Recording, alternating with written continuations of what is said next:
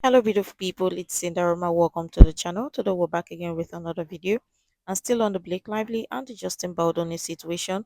We're going to be checking this video from Candace Owens and I would love your thoughts and your contribution regarding this as well. Let's check it out. Oh my, Justin Baldoni's lawyers have now leaked the official footage of her alleged sexual harassment, and I now need this to go to trial. So the story goes, essentially, he says she didn't even read the book before signing on to the project. Then she read the book and kind of became consumed with it and wanted to basically introduce her own lines and wanted to become a part of the project and rework the script. So she submitted to him, her ideas for how to rework the script. And apparently he gave her feedback, essentially saying like, I really love how passionate you are about this project. Maybe we'll take some of these ideas, but like, obviously we're not going to take all these ideas because it's our project.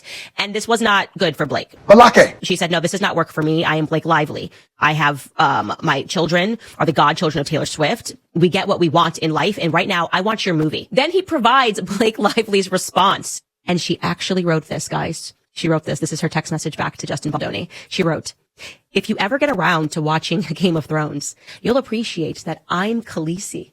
And like her, I happen to have a few dragons. For better or worse, but usually for better. Because my dragons also protect those that I fight for. So really, we all benefit from those gorgeous monsters of mine. You will too, I can promise. Little smiley face. I'm so scared.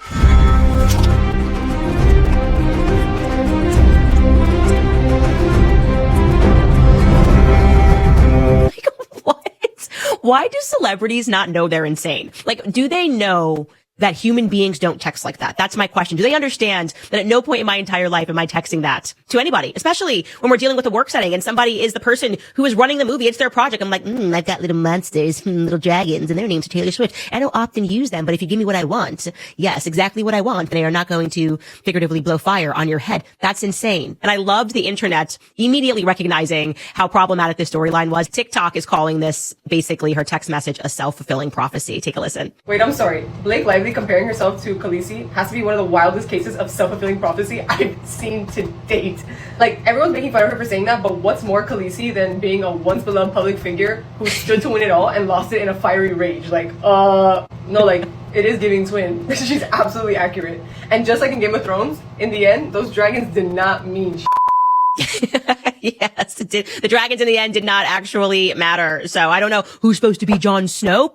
I have to assume it is her husband, Reynolds, but because he's loyal to Khaleesi, that's the whole thing. But now, because of this, Disney and Marvel are getting dragged into this drama. Okay. So Bob Iger of Disney and the Marvel CEO, Kevin Feige, have now received from Brian Friedman a preservation order. Okay. Baldoni's attorney believes that Blake Lively's husband was flagrantly mocking Baldoni in a sequence of the movie Marvel's Deadpool and Wolverine, which was released by Disney in July. Oh my goodness, wait till you see Lady Pool. She is gorgeous. She just had a baby too and can't even tell. I don't think you're supposed to say that. That's okay. I identify as a feminist. Right.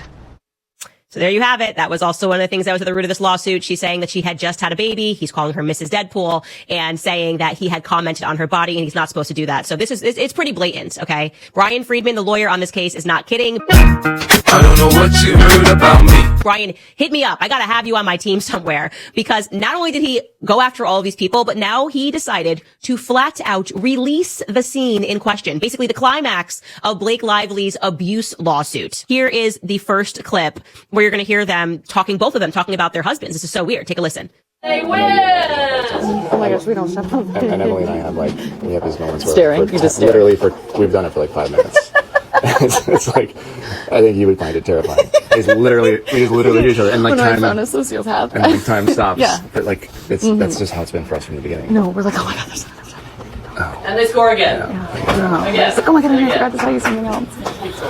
I think that's cute. You guys are really cute. I think it's more than cute. So they're just having a conversation about their respective spouses, and he's saying how much he loves his wife and that he still stares into her eyes. And she's saying that her and Ryan never stop speaking. How uncomfortable. Oh my gosh. Oh my goodness. How is this allowed? Literally, I'm just asking the question, like, how are women allowed to do this, to take something and to make it sound like you survived a rape? Because that's what it sounded like to the public when she spoke about everything that he possibly did when she first dropped that or had someone on her team leak to the New York Times, that initial complaint filed in California. You just go, how is this allowed? This is a real headline, coming out of People magazine. They are saying that they're going to create, and I'm talking right now, Justin Baldoni's team, they're going to launch an entire website containing all correspondences with Blake Lively. Every text message that she tried to say was weird.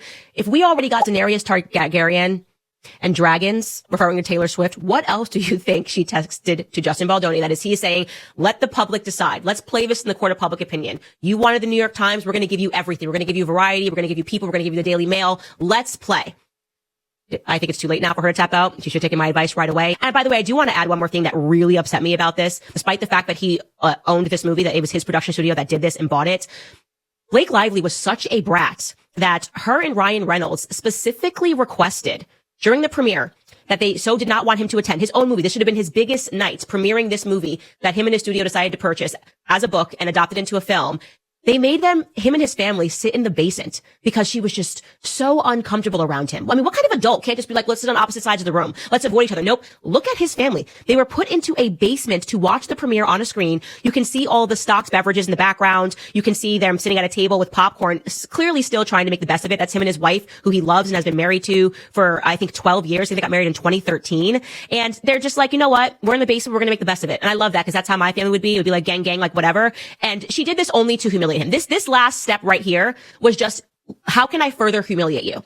And he says that she used demands to make this happen. Essentially, maybe said, I'm not going to come to the premiere at all if I even have to lay eyes on him. And so they had security guarding and kept him in the basement like he was a rapist on the loose who couldn't possibly be in the same room as her because it would just be too re-traumatizing for her, having experienced that scene that we all just watched. Look at them. They're posing. This is a red carpet event. It's his film, and his family is posing next to Dasani water, which insults me deeply because Dasani water is disgusting. Okay. Like, to add further insult to injury, it's Dasani water that they're next to, okay? And Coca-Cola in the background, pallets of it, because Blake Lively and Ryan Reynolds wanted to say to them, you should be further humiliated. This is our movie now. Absolutely disgusting. She's an elitist. I'm going to leave it at that. Blake Lively, I am not a fan. I am so team Justin Baldoni. I want to start selling t-shirts and wearing them with his face on it, but I'm afraid of his lawyer, Brian Friedman. He would come for me, and I think he would win because obviously he's got a little bit of fire right now. So that's all I'm going to say about that topic. Absolutely. Like, unleashing the dragon statement did not make sense. Like, it goes to tell you the level of entitlement at play.